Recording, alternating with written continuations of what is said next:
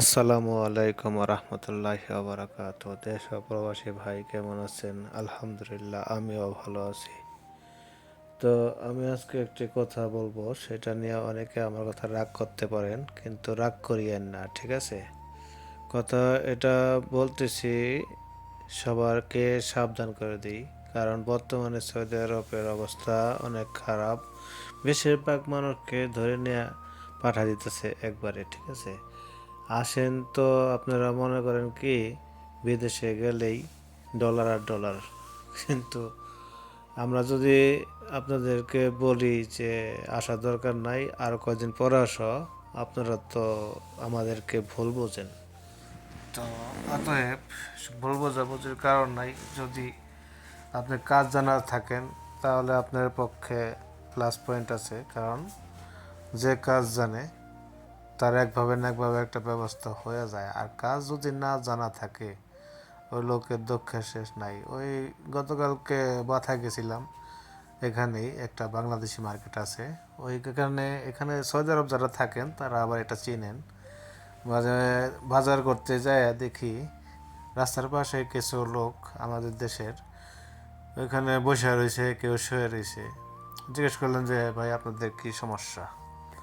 বলতেছে ভাই আসছিলাম দালালের খপ্পরে পইরা সৌদি আরব আইসা তো কাজ পাই না, আকামা দেয় নাই। কেউ কেউ আছে যে এই কফিলি বিশ্রায় পায় নাই, ঠিক আছে? তো অনেকে আছে অবৈধ হয়ে গেছে, টাকা দিছে কাগজ করতে দেওয়ার পরে টাকা মাইরা খাওয়া ফেলেছে দালালে। আর সৌদি আরব আসতে তো আরো 5-7 লাখ টাকা লাগছে, ওটা তো গেছেই, ঠিক আছে? তার কি হাল চাল আমার দেখে অনেক মায়া লাগলো, যে এই যে এত টাকা খরচ করে আইসা এখানে এসে কষ্ট করতেছে।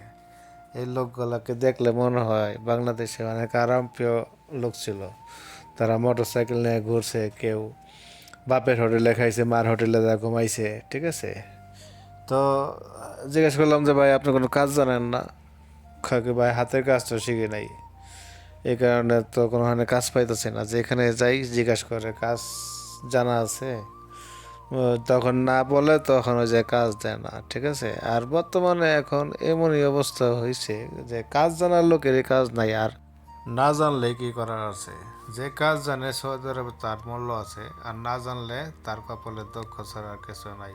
এমন আছে যে অনেক লোক কাজ জানে না কিন্তু ভালো জায়গায় পড়ে গেছে, পরিস্থিতি ভালো, তার সুযোগ সুবিধা ভালো। আবার এমনও লোক আছে যে 2-3 মাস থাকে তারপর ফিরে যাইতে হয়েছে বাংলাদেশে, ঠিক আছে?